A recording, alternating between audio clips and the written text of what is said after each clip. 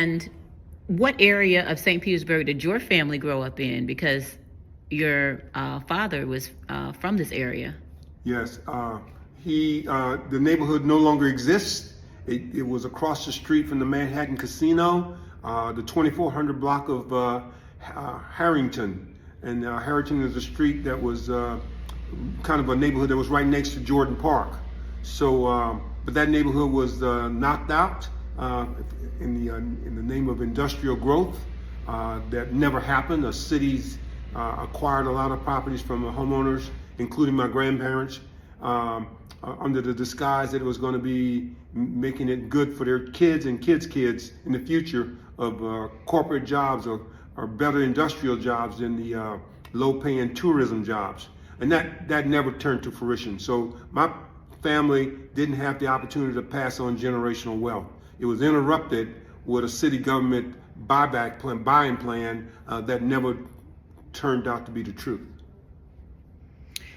And Mr. Elihu, with your experience and your expertise, I know that you also sat on a few boards in that 22nd corridor. Were you on the board, I think, on 22nd Street?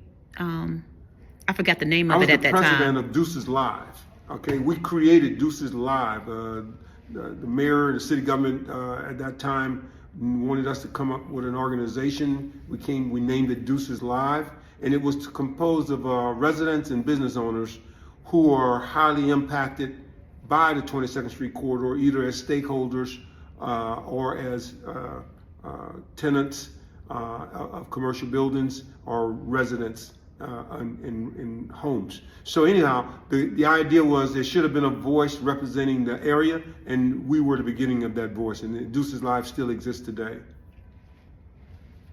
And that is fantastic. So Mercy Hospital, what do you know about it? Mercy Hospital is where my mother worked. She was a registered nurse, and she worked in the emergency room. You call it the trauma center now. But my mom was a pioneer in that work. Mercy Hospital was for blacks only or coloreds only at that time. And the experiences she got there was tremendous. Ultimately, the hospital was underfunded intentionally. The so-called Jim Crow system was not effective. The doctors complained and was able to force Bayfront, at that time called Mound Park Hospital, to start accepting black patients. And that later ended the life of Mercy Hospital, as it was known as. It now has been revived as the Johnny Rue Clark Health Center, and it serves the needs of people in the community now. I think some 200 plus people a day are served by that location. So it's still a very hallowed ground in terms of where health and healing has always been a part of the community. So let's just go back to your childhood for just a moment. How would your parents describe you? Wow. Okay, so I was raised Catholic, and I went to a little Catholic school here in St. Petersburg, and but I was a very independent thinker, have been most of my life, and so my mom was out to the school every other day because of me having some conflict with the nuns about various things about my education or my behavior. I was not a bad kid. I wasn't out of line. I wasn't a disrespectful kid, but the nuns had a favoritism concept, and I wasn't a part of the favorite, and I would always speak out for my what I thought was just for me.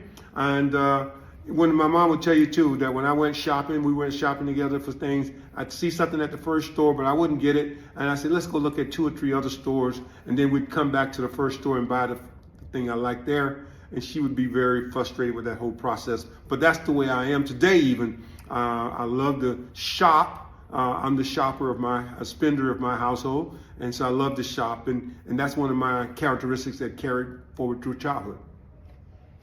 Yes, you definitely have a lot of style and grace and class.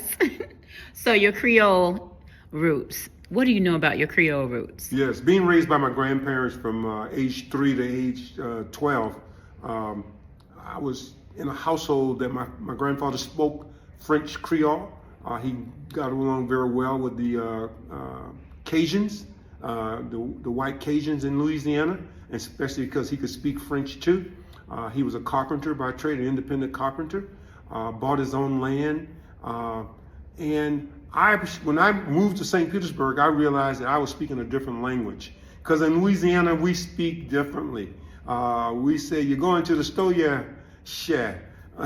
Things like that. That's just common the way we may talk back in the day, because I was being raised by my grandparents. So my dialect is like elderly people as opposed to a youth.